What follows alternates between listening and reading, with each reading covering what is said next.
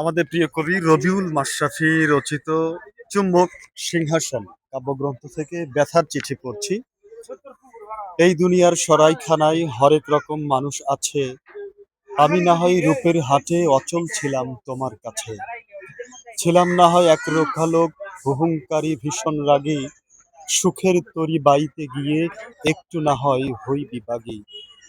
না হয় কিছু দুঃখ ছিল তোমার গভীর হৃদয় তলে, তাই বলে কি নৌকা খানি ডুবিয়ে দেবে গহীন জলে। যেদিন তুমি হাত সরালে রইরে দূরে খুব একাকী, সেদিন প্রথম বুঝতে পারি তুমি আমায় দিচ্ছ ফাঁকি।